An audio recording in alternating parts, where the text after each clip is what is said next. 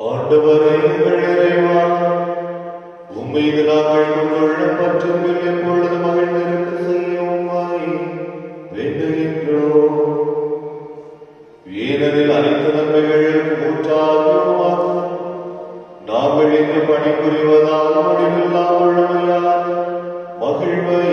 வேண்டிக் கொள்வோமாக. உம்மோடு தூயாமையாரின் ஒன்றிப்பில் இறைவனாய் என்றென்றும் வாழ்ந்து ஆட்சி செய்கின்ற எங்கள் ஆண்டவரும் உம் திருமகனுமாகிய இயேசு கிறிஸ்து வழியாக உம்மை மன்றாடுகின்றோம்.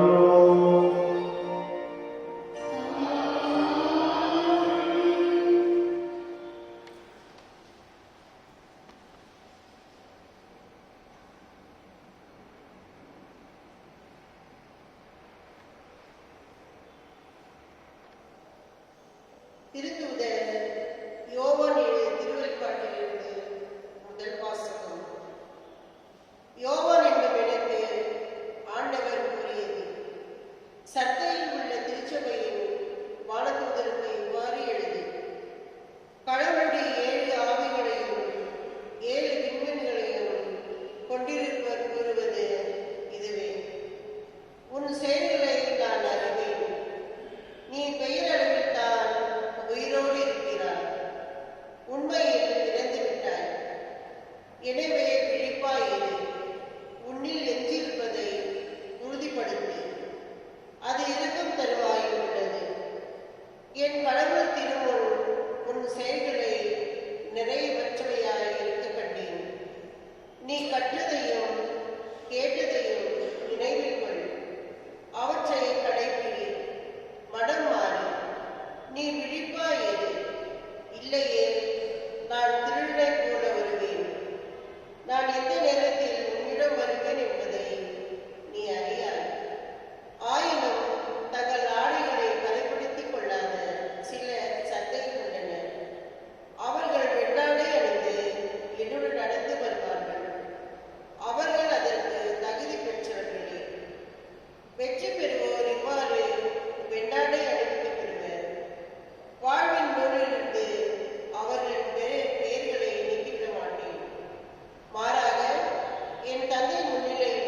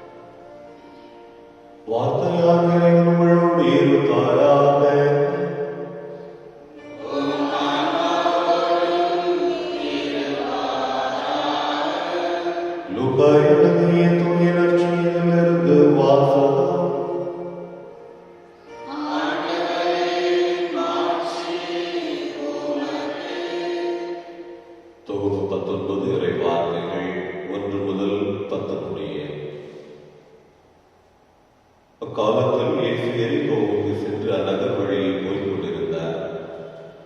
அங்கு சக்கேயு என்னும் பெயருடைய சிறுவர் ஒருவர் இருந்தார். அவர் வரி தண்டுவோருக்கு தலைவர். இயேசு யார் என்று அவர் பார்க்க விரும்பினார். மக்கள் திரளாய் கூடியிருந்ததால் அவரை பார்க்க முடியவில்லை. ஏனெனில் சக்கேயு குட்டையாய் இருந்தார். அவர் முன்னே ஓடி போய் அவரை பார்ப்பதற்காக ஒரு காட்டு மரத்தில் ஏறிக்கொண்டார்.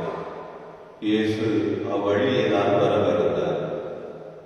இயேசு அந்த இடத்திற்கு வந்தவுடன் அண்ணாந்து பார்த்தவரிடம், சக்கேயு, விரைவாக இறங்கி வாரும், இன்று உமது வீட்டில் நான் தங்க வேண்டும் என்றார். அவர் விரைவாக இறங்கி வந்து மகிழ்ச்சியோடு அவரை வரவேற்றார். இதை கண்ட யாவரும், பாவியிடம் தங்க போயிருக்கிறார் இவர் என்று முணுமுணுத்தனர். சக்கேயு எழுந்து நின்று, ஆண்டவரை, என் உடைமைகளின் பாதியை ஏழைகளுக்கு கொடுத்து விடுகிறேன். எவர் மீதாவது பொய்க்குற்றம் சுமத்தி எதையாவது கவர்ந்திருந்தால் நான் அதை 4 மடங்காக திருப்பி கொடுத்து விடுகிறேன் என்று அவரிடம் கூறினார். இயேசு அவரை நோக்கி, இன்று இந்த வீட்டிற்கு மீட்பு உண்டாயிற்று. ஏனெனில் இவரும் ஆபிரகாமின் மகனே. இழந்து போனதை தேடி மீட்கவே மானிடமாக வந்திருக்கிறார் என்று சொன்னார். ஆண்டவரின் அருள்வாக்கு.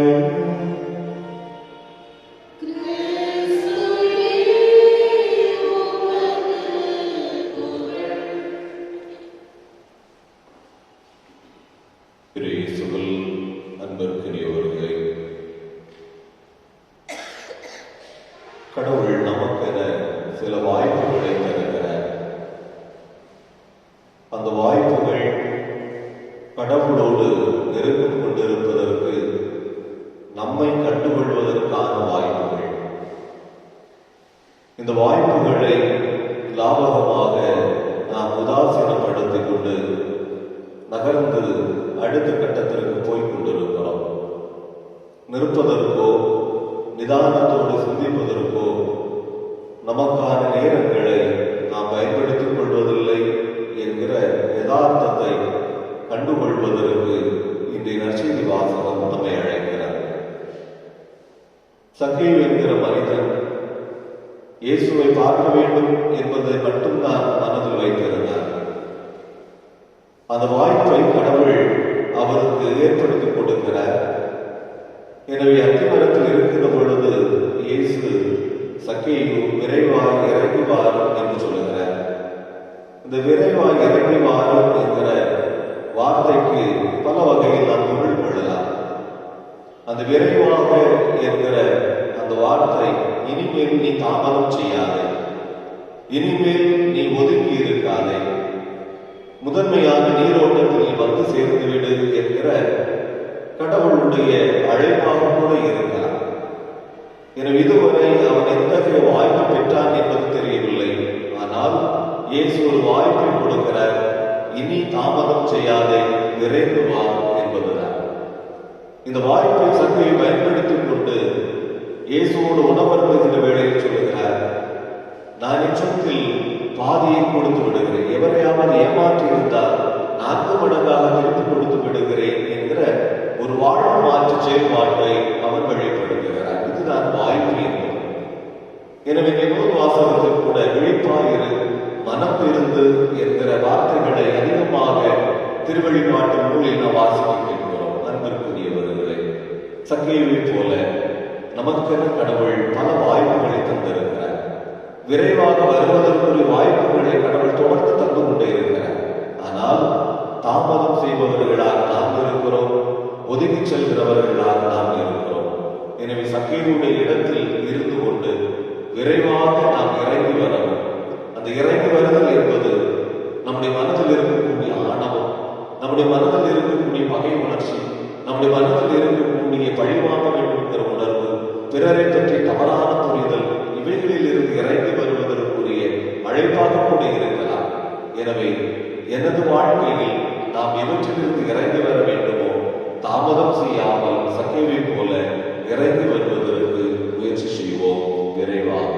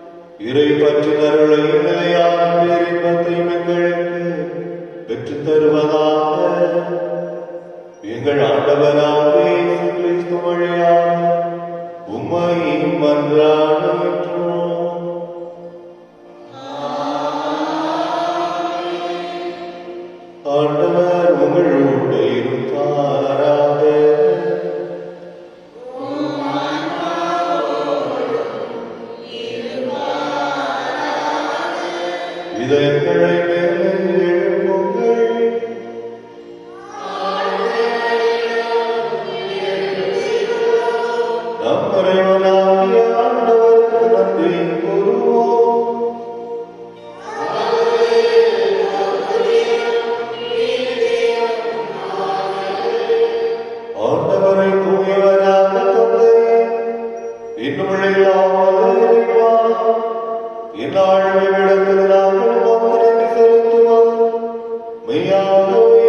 தகுதியும் நீதியும் ஆகும். எங்கள் கடமையும் மீட்புக்குரிய சேலமாகும். உம்முடைய அன்பு திருமகன் வழியாக மனித இனங்களை படைத்தது போல மிகுந்த கனிவிரக்கத்தால் அவற்றை புதுப்பிக்கவும் திருவிழமானி. எனவே மாணவர் அணிகளோடு ஒன்றிணைந்து உமது ஆட்சியை புகழ்ந்து முடிவின்றி பாடுவதாவது.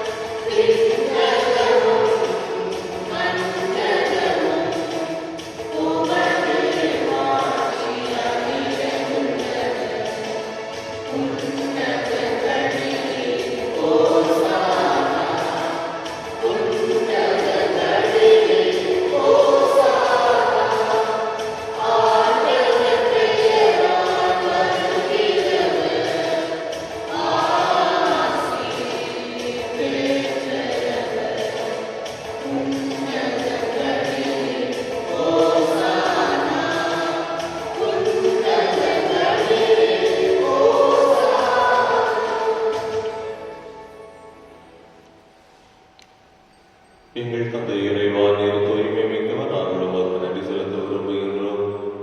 எனவே தான் தமம் ரசமும் கொண்டு வந்திருக்கின்றோம். அன்பார்ந்த இயேசு கிறிஸ்துவின் உடலும் இரத்தமுமாகிய கொடைகளை மாற்ற உமது தூய ஆவியாரை அனுப்பி அருளும் வேண்டுகின்றோம். இவ்வாறு எங்களுக்கு வழங்கியவற்றை நாங்கள் உமக்கு காணிக்கையாகின்றோம். இயேசு தாம் இறப்பதற்கு முந்தைய இரவில் தம் திருத்துதலோடு இரவிருந்தை அருந்திய போது அப்பத்தை எடுத்து நன்றி செலுத்தி வாழ்த்துரைத்து அதை விட்டு தம் சீடர்களுக்கு அழைத்து கூறியதாவது: அனைவரும் இதிலிருந்து பெற்று உண்ணுங்கள், ஏனெனில் இது உங்களுக்காக ஏழைக்கப்படும் என் உணவு.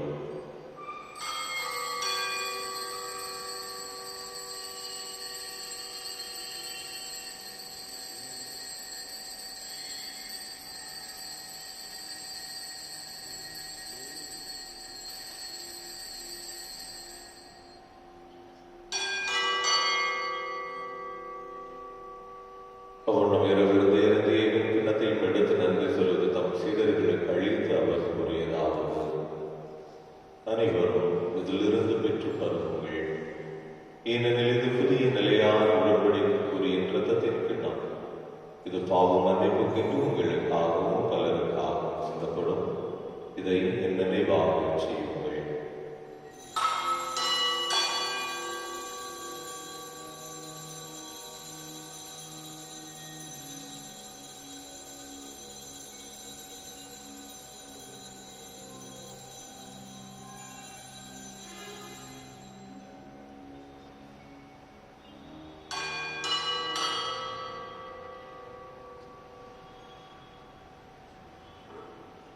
ஆண்டவருடைய அன்புக்கு சொந்தக்காரர்களான நாம் மாறிடவும் நம்மை உற்று நோக்குகிற கடவுளிடத்தில் நம்மையே வெளிப்படுத்தி விரைவாக இறங்கி வருவதற்குரிய அறிவுரங்களை கேட்கும். அதன் வழியாக புதிய இதயத்தையும் புதிய மனநிலையை நாம் பெற்றுக்கொள்ளவும் இந்த நாள் கடவுள் நமக்கு தந்திருக்கக்கூடிய இறை அருளின் நாள் என்பதை உணர்ந்து கடவுளுடைய ஆசி நமக்கு நிரம்ப கிடைக்கவும் நம்முடைய குரலை கேட்கின்ற ஆண்டவரிடத்தில் நம்ம ஒருவருக்காக வேண்டுவோம்.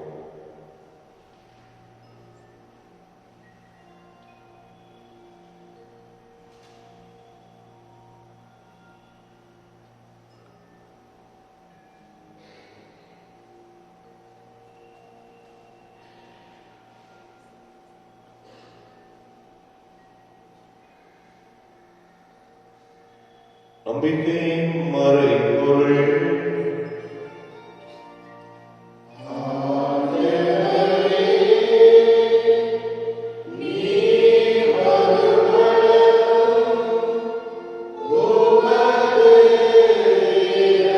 Amen.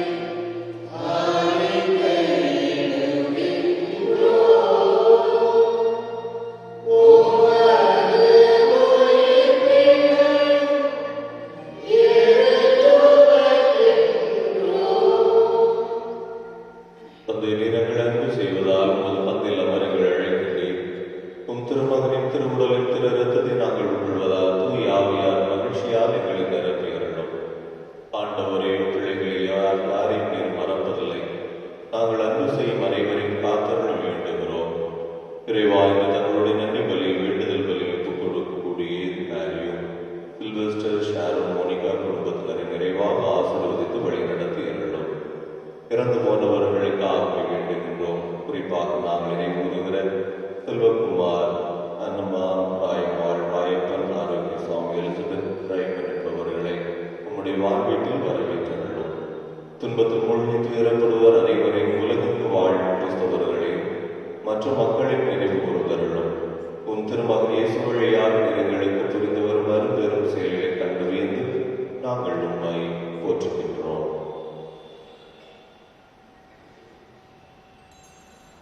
இவர் வழியாக இவரோடு இவர் எல்லாம் இறைவனாகிய தந்தை தூயாமையாரின் எல்லா புகழும் ஆட்சியும் என்றென்றும் உமக்கு உரியதே.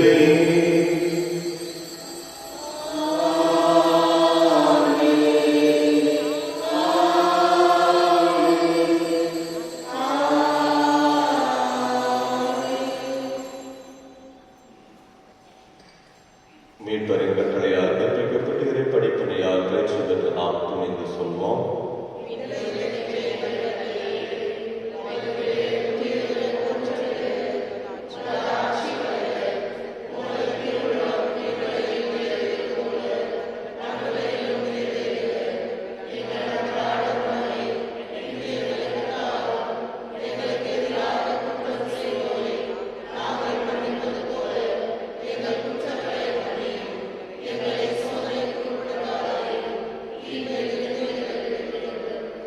ஆண்டவரே, தீமை அனைத்திலும் இருந்தும் எங்களை விடுவித்து எங்கள் வாழ்நாளில் அமைதியை கனவுடன் அருளும் என்று நாடுகின்றோம். உமது இரக்கத்தின் உதவியால் நாங்கள் பாவத்திலிருந்து எப்போது விடுதலை பெற்று யாதொரு கலக்கம் பெற்று நலமாயிருப்போமாக. நாங்கள் எதிர்நோக்கி இருக்கும் பேரின்பத்துக்காக மீட்பராக இயேசு கிறிஸ்துவின் வருகைக்காகவும் காத்திருக்கின்றோம்.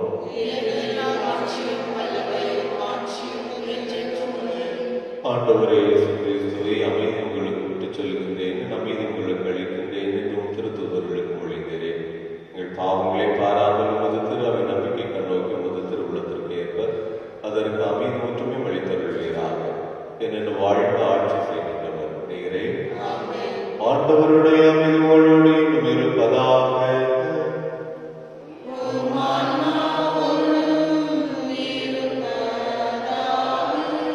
ஒருவருக்கொருவர் அமைதியை பகிர்ந்து கொள்வோம்.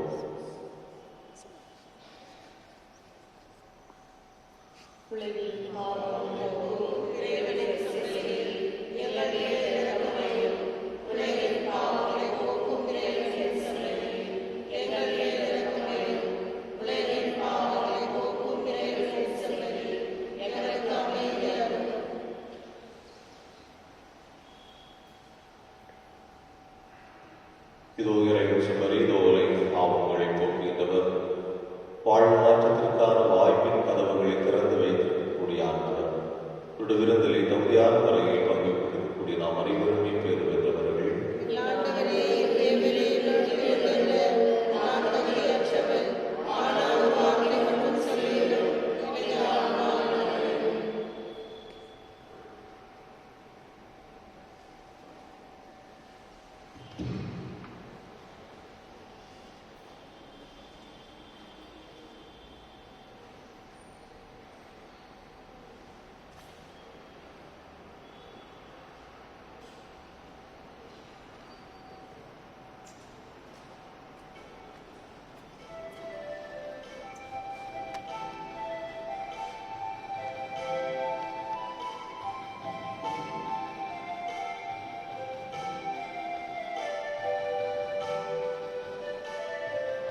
உன்னோடு நான் விருந்துண்ண வேண்டும், உன் வீட்டில் நான் குடிகொள்ள வேண்டும், உன் அன்பில் நான் உறவாட வேண்டும். உன்னோடு நான் விருந்துண்ண வேண்டும், உன் வீட்டில் நான் குடிகொள்ள வேண்டும், உன் அன்பில் நான் உறவாட வேண்டும். உன்னோடு நான்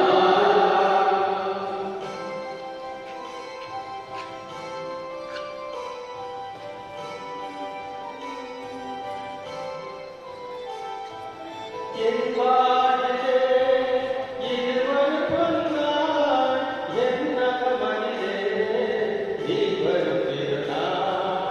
என் வாழ்விலே இது ஒரு பொன்னாள், என் நகமதிலே நீ வரும் திருநாள். உன் அன்புக்காய் அழைக்கையில் இழப்பேன், உன் அன்புக்காய் அழைக்கையில் இழப்பேன். மன்னவன் உனக்காய் என்னை கொடுத்தேன், உன்னோடு நான்.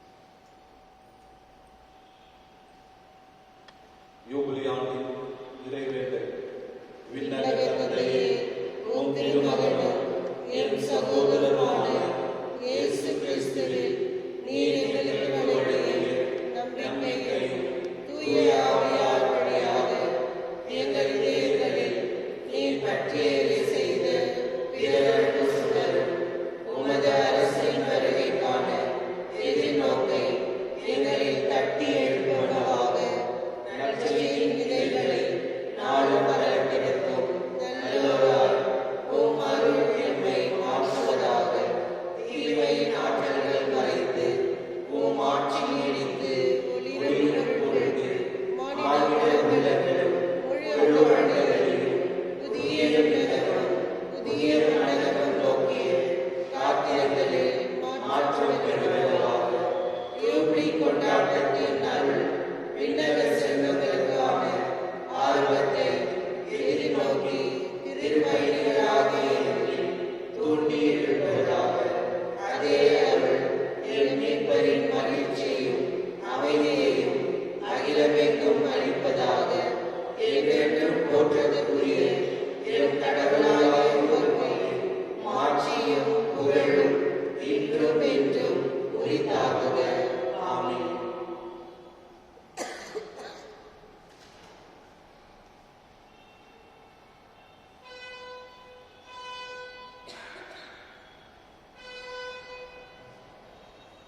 நன்றி கூறி கொண்டாடுவோமா.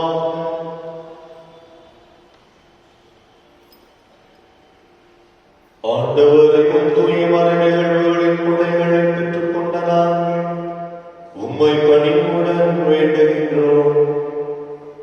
அதனால் நமது நினைவாக நாங்கள் செய்யுமாறு உம் திருமகன் கட்டளையிட்டவர் எங்களை அன்பின் வளர்ச்சிக்கு இட்டு செல்வனவாக எங்கள் ஆண்டவராகிய இயேசு கிறிஸ்து வழியாக உம்மை மன்றாடுகின்றோம்.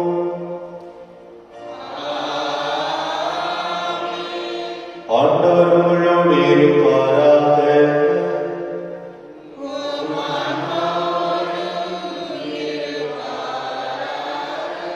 எல்லாம் வல்ல இறைவன், தந்தை, மகன், தூய